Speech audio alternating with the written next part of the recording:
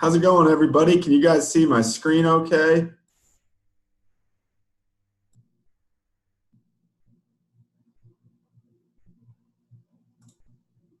Perfect. And you guys can hear me? All right, great. So in just a few minutes, we'll get started. Is the volume okay on here? Perfect. So what I'm going to do is if you guys do have questions, there's this little chat box you guys can enter into there. Also at the end, I think there's also a Q&A box that you can input some questions. And then at the end, I'm going to open it up for everyone to go ahead and ask any questions that we have. I'll try to get to you guys if you type any questions as we go. But if I seem to miss those, just let me know and I will come back to that at the end. We should get going here. We'll just give people, we're a little early, so we'll give people about 2 to 3 more minutes to jump on. This shouldn't take the full hour, but we just want to give you guys a brief overview.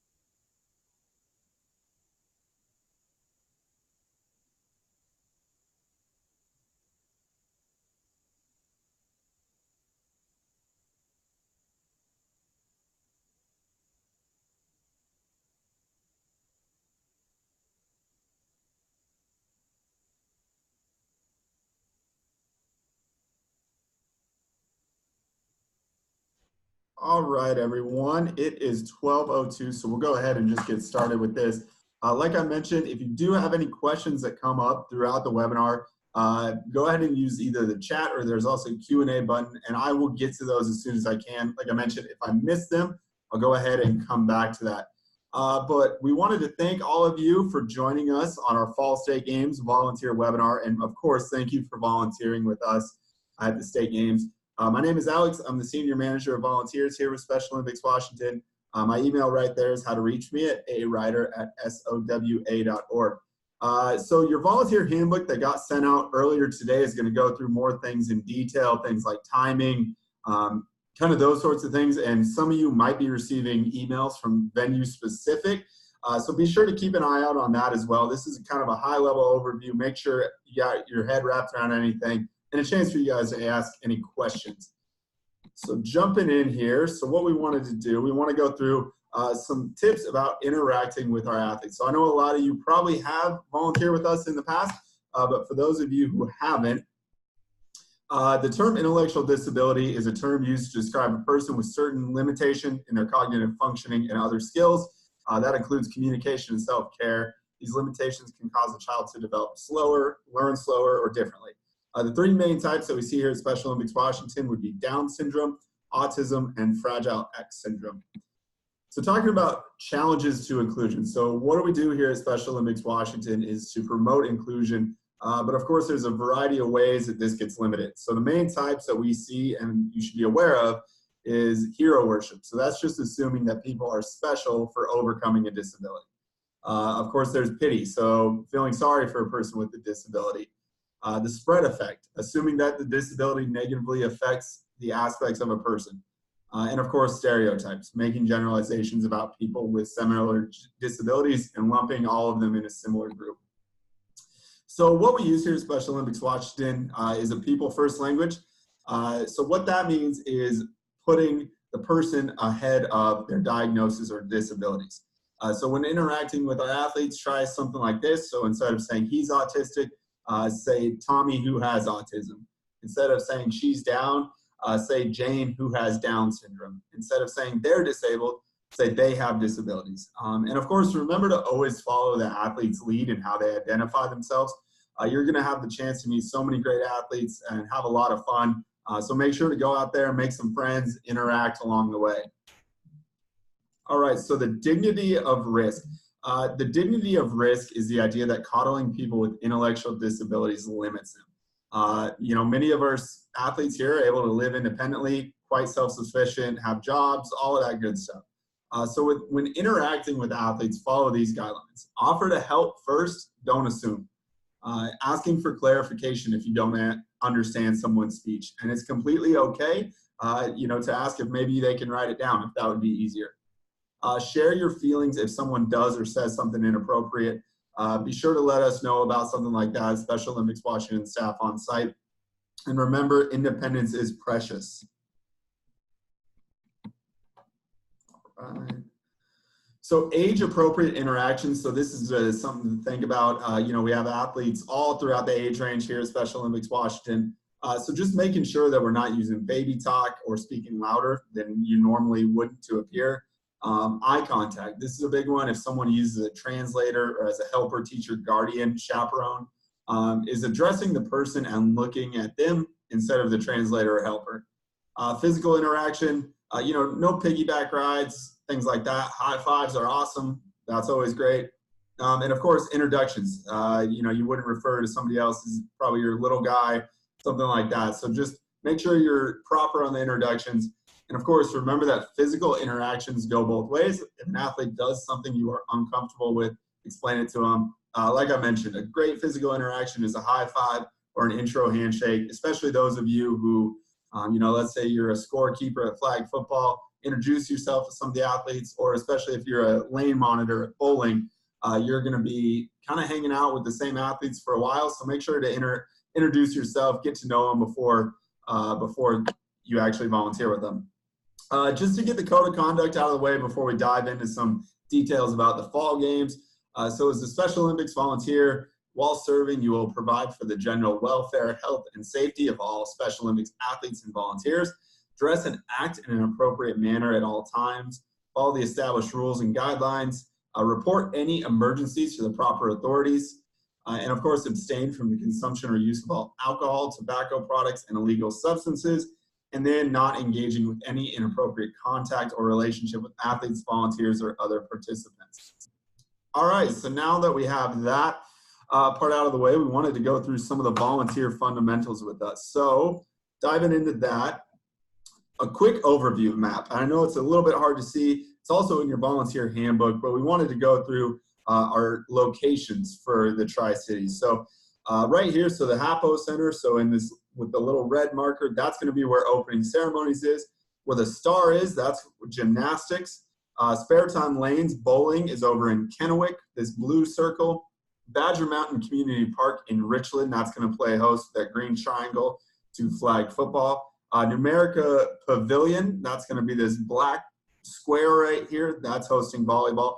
And then Chiawana High School in Pasco, that's going to be hosting all of our Saturday night festivities. So things like Olympic Town, Healthy Athletes, the Victory Dinner and Dance. And just real quick, going through just the location. So like I mentioned, the HAPO Center, home to the opening ceremony in Pasco. Spare time lanes, again, that's over in Kennewick. Spare time lanes layout. Real quick, we wanted to show you guys, I know it's a lot going on here, but kind of how it's going to look. In terms of volunteer check-ins, so you see this is the front entrance right here to spare time lanes.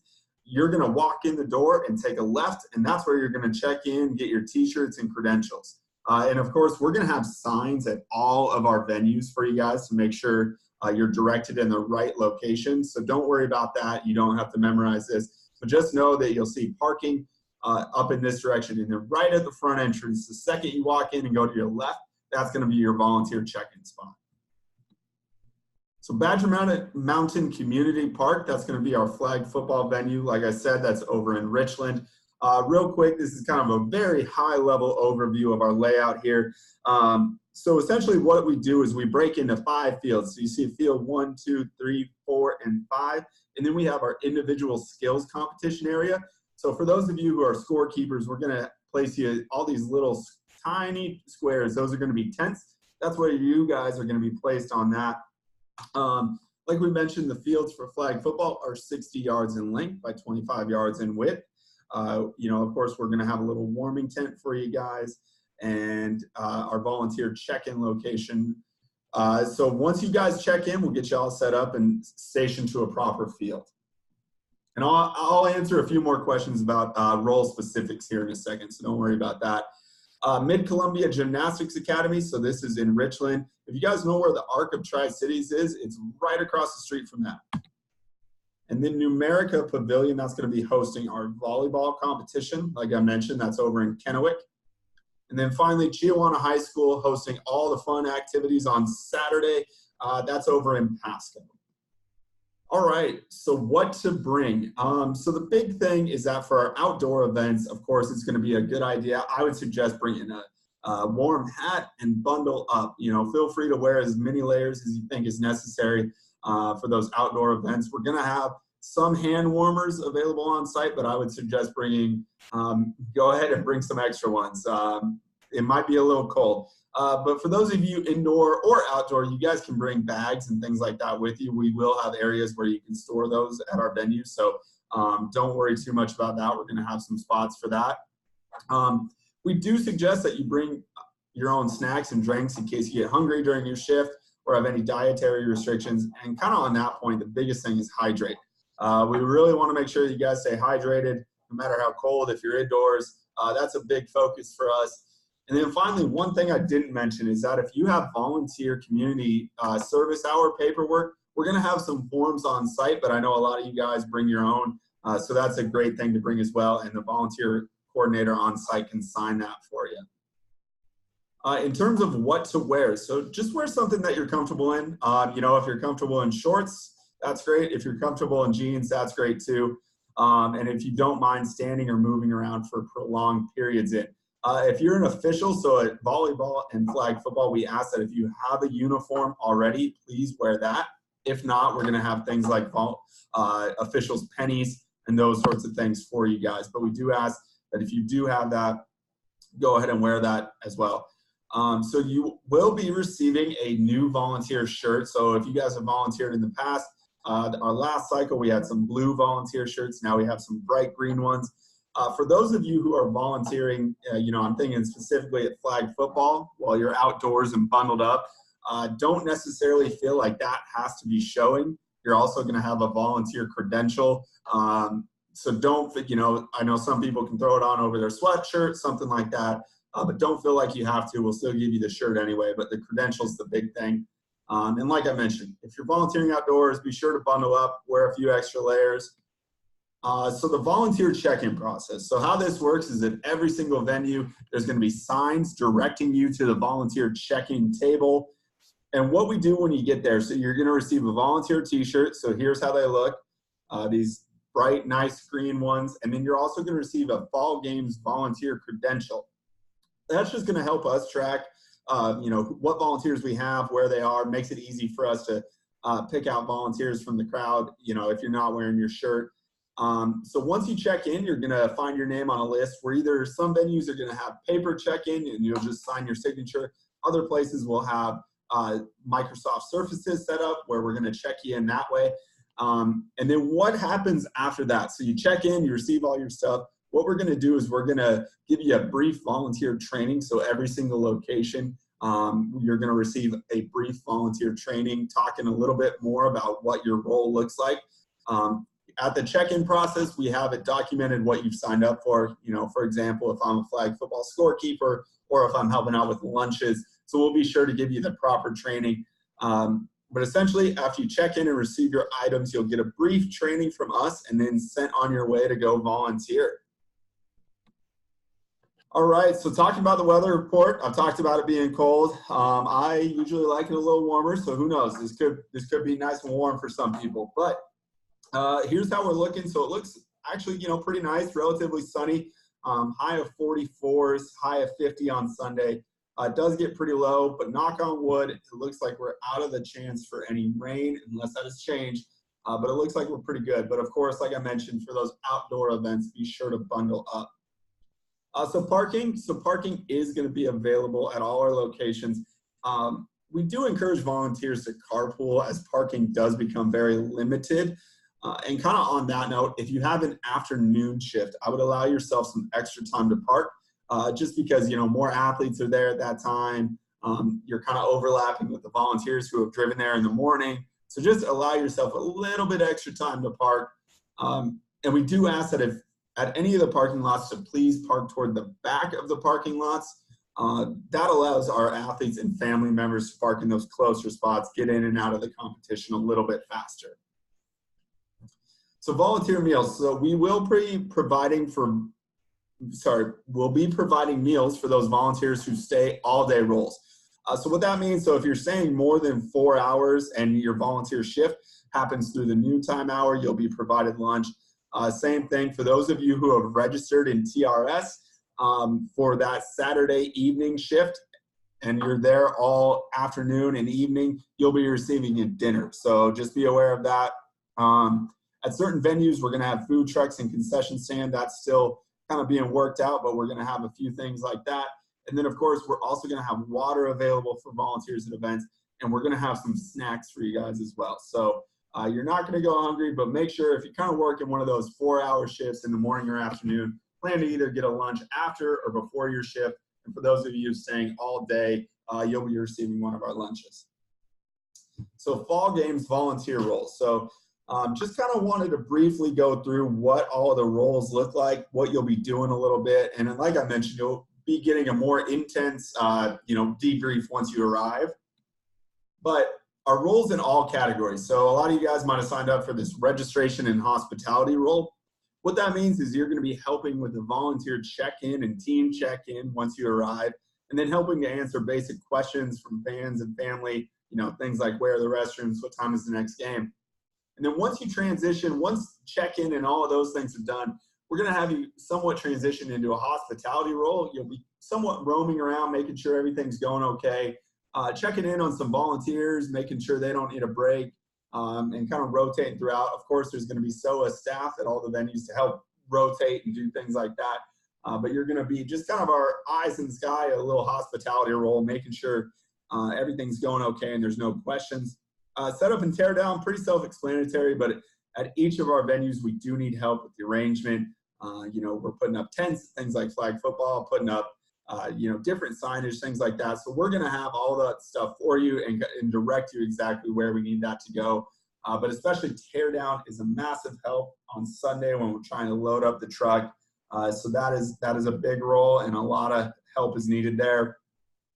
Other roles in all categories, so lunch distribution. Assist by serving lunches to the athletes. If you are serving at bowling, you need to have a food handler's permit because you're actually putting together the lunches there. Otherwise, our lunches are being pre-packaged for us, and then you guys are just handing them out. The way that works is essentially, let's say Federal Way comes up to you and says, hey, we need 20 lunches. You would gather a box of 20 lunches and help them out that way. Awards. So this one is helping us stage and conduct the flow of awards. So awards are pretty rapid fire depending on the sport, and we need a lot of help making sure that the proper athletes are ready to go. They're in the right order, that we have all the medals that we need lined up and ready to go that way. So again, we'll help you guys with that, make sure we have all the right orders and systems ready to go. And if anybody is willing to jump on the microphone, we always need some good people helping MC those award ceremonies. All right, so jumping into some sports-specific stuff. So lane monitors. You guys at bowling, you're going to be placed on a specific lane, and your role is making sure that bowlers are going in the proper order. One example of that is we bowl tournament style. So that means I'm going to be bowling on lane 2, and then I'll switch back over to lane 1 and kind of go back and forth. So it's just making sure that the bowlers are going on the right lane at all times. You're going to alert us of any issues. So you're going to have a little flag at your station. And essentially all you have to do is raise that little flag anytime you have some issues, and we'll come over and help you with that. And then once the frame is done, you'll track the score and then turn that into us, and we can start getting awards going. So flag football volunteer roles. So timers and scorekeepers. 2 at a minimum volunteers. You're going to be placed on a field. And the main thing that you're going to do is help time the game and help keep track of the score. Special Olympics flag football rules are a little bit different than, let's say NFL college rules. So we're going to make sure you guys understand, touchdowns, how many points the extra point is worth. Did they go for 1 or 2? Things like that. Make sure you guys are all aware of that. That all will be covered in your volunteer training that I will be leading on both Saturday morning and Sunday morning. So we'll make sure you guys are aware of that. But it's a lot of fun. You get to see a lot of good flag football action. In terms of individual skills, so we have athletes who aren't competing with the team. They'll compete in categories like throwing, running, catching, and flag pulling. And essentially what we do is the teams go around in circles. So if I'm an athlete, I would compete in all those different skill categories and get a score. We have a little score sheet for you guys that tells you exactly, if they pulled the flag in this many tries, they get X amount of points. So don't worry about that. We'll have a sheet for you that describes exactly what that looks like. But you're just going to be helping the athletes go through those categories. And, of course, flag football officials. So we do still need some good officials. We're in good shape, but it does not hurt to have a few more. For any officials, if you don't mind emailing me at awriter@sowa.org and just letting me know your experience, that would be great. We're going through the process of assigning officials to each field. So that would be great just so I can start putting that together. We do have a flag football officials training on YouTube if you search for that. And of course, we'll go over it the day of too, just about the main things to expect, what the different rules are, those sorts of things. So gymnastics volunteers roles. So general volunteers, you guys are taking a lot of the roles. You're going to be helping with the athlete flow from venue to venue. So essentially inside the pavilion there, you're going to be, or the academy there, you're going to be making sure that the right team is going to the right station as they compete and helping track the score of that. And then judges, you guys are the ones actually, judging the competition, making sure everything goes smooth and all of that good stuff. And then general volunteers, once you're done with, making sure the teams go from venue to venue, we'll have you help in a variety of categories, whether that's awards, lunch distribution. We do have a few volunteers coming in those categories as well, but we'll make sure to put you guys to work. So volleyball volunteer roles. So we have our general volunteers. You guys are going to be placed in a scorekeeper, libero tracker, or line judge role. And again, we'll assign that on site, but we'll make sure that you guys get all the proper training for that. Individual skills. So similar to flag football, those who are not competing on a team will be competing in the individual skills categories. And volunteers will act as ball shaggers, tossers, targets, and many more things as the athletes test their skills. And then similar to all our other judges and officials, we have volleyball officials. You guys are going to be the ones running the show. And of course, you guys will get a training again on site just to make sure everything's up and ready to go. So a few other volunteer roles we just wanted to cover real quick. So health setup. We're going to need some help distributing healthy athletes' equipment to each discipline, setting up check-in tables. You guys are popping up signs, plugging in tablets and machines. We do still need more help at this. I'll cover that in a second. Health performance stations. So we need a little more help on this. So Friday night at opening ceremony, what this is, you guys are educating and activating members of the movement in competition readiness and fitness. Olympic Town general volunteers, you guys are doing a ton of great stuff, running stations filled with games, education, other activities for athletes and families to enjoy. It's a way for them to Saturday night's kind of a way to unwind, have a little fun, so it's a great experience. For those of you who have signed up for that Minion Patrol role, you guys are acting as a guide, keeping a watch out for any athletes and coaches. Chiawana is a big high school, so we don't want anybody getting lost. All right, so opening ceremony. So a lot of you guys are signed up as an opening ceremony volunteer. You guys are going to be staging athletes for the parade of athletes as they go into the ceremony, cheering on the athletes as they get seated, and taking the role of fans in the stands. We really want that opening ceremony to be nice and loud. So we're going to have you guys do that. And then also we have a few activity stations that we'll need help at. So we'll put you guys there, a few different games and things like that. Victory dinner and dance. I know, for example, you dance volunteers have received an email about kind of the timeline and flow of how that looks. But you guys are helping set up, organize the dinner and dance, help serve food, those kind of things. Young athletes, we do have a young athletes experience, so we need help setting up, running, and taking down the young athletes experience. And what this is working with children ages 2 to 7 on 7 different activities in organized stations. So that one's a lot of fun. All right, so just real quick, talking about some healthy athlete stuff. So our performance stations, this is going to be on Friday, November 22nd at the Hapo Center. Our stations include competition readiness, physical activity, hydration, nutrition, and a pledge wall. Your role here is assisting athletes to ensure that they're ready to compete at the event, kind of walk them through that proper guideline. Practice simple stretches and exercises that athletes can try at home.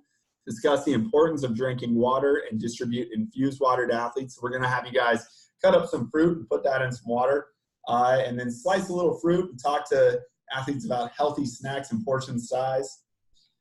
And then healthy athletes setup. So again, another need here. So Saturday, November 23rd from 11 to 3 at Chiawana High School.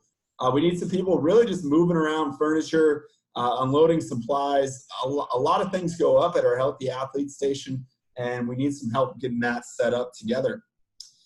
So our biggest needs remaining, I just wanted to go through this with you guys real quick. If you guys have anybody that you know who wants to join, still looking for something to do, we could still use a few more flag football timers and scorekeepers on Sunday from 8 to 2. Again, flag football officials, we're not in dire need, but if anybody feels they have really good experience, that would be great. Bowling lane monitors, again, this is something we're in good shape, but it would never hurt to have a few more on both days. The shifts go from 8 to 4 both days. There is a split in the middle, so you can sign up either or side of that, but we do need a little bit more help there. Like I mentioned, that healthy athletes setup and general volunteers. So the general volunteer roles for healthy athletes, that would be in the evening from 6 to 9 p.m. on Saturday. And what you'd be doing there is helping the athletes as they go through their different disciplines. So in healthy athletes, an athlete would check in, say, I want to get screened. So you would check them in. We would walk you through what that process looks like, and then essentially help them go through each station. Medical professionals will be the ones actually running the stations, those sorts of things, but we do need just a few volunteers to help with that. And like I mentioned, that young athletes volunteers, that's from 12:30 to 3:30. That's at McLaughlin Middle School. So if you know anyone who would like to volunteer in any of these positions, feel free to either contact me at aryder@sowa.org or visit 2019 fallgames.my-trs.com. Be sure to check your schedule. I don't think this has been the case this fall games as much as some state games in the past, but some of your times might have moved slightly with the creation of competition schedules. Later this week, I'm going to be resending the confirmation email to everyone. So sorry to keep flooding all of your emails, but I'm going to resend the confirmation email. And what that's going to do is show you exactly what you signed up for, just so you can make sure you get that tracked down. So thank you so much for volunteering. Like we said, we would still love more volunteers. Have them head over to our Fall Games website. If you guys do need confirmation of volunteer hours after the fact, go ahead and email me at aryder@sowa.org, and we will have forms on site. For any general volunteer questions, or you want to get more involved moving forward, we do have a volunteers email address. And then, of course, if you are in need of immediate assistance, you can go ahead and contact me at aryder@sowa. I have my phone and email on me all the time, so I will get back to you as soon as I can and make sure that you guys are up to speed. But all of our great staff at any of our venues will be there to help answer any questions that you have. Myself, I will be Friday night at opening ceremony, Saturday and Sunday at flag football, and then Saturday night I will be around checking volunteers in. So if any one of you sees me, feel free to say hi, introduce yourselves. But like I mentioned, we're going to have a lot of great staff all around helping you guys out. That's kind of the main points that we wanted to cover today. Like I said, our our volunteer handbook that was sent out covers a few more details, a little in depth, but we just wanted to get that out for you guys. So if you guys have any questions, I'm going to open that up now. You guys can either put that in the chat box, the Q&A box, and I believe that your audio should be open as well. So if anybody has any questions, feel free to go ahead and ask them.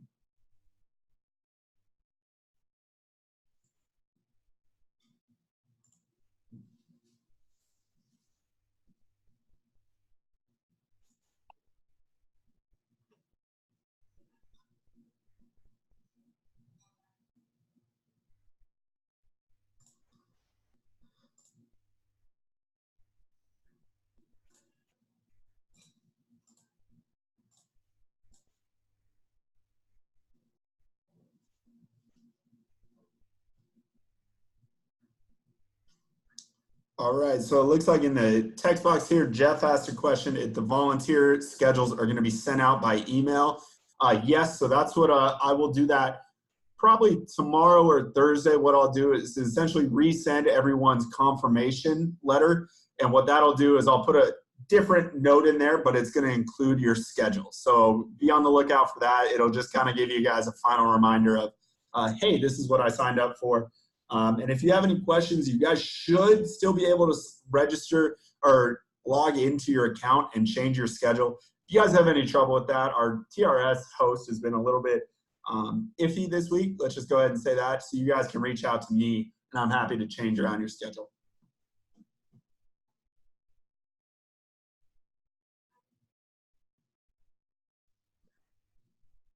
All right, everyone. Any more questions in the chat box here?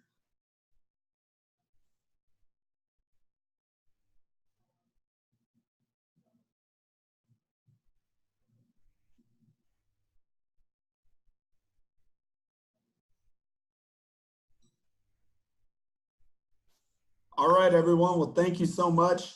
It looks like that's it. So if anybody does have any questions offline, feel free to email me and I'm happy to answer those. But again, thank you so much for joining us and volunteering with us. We really appreciate it. And we're looking forward to this weekend. So thanks again, and we'll see everybody out there Friday through Sunday. Thanks.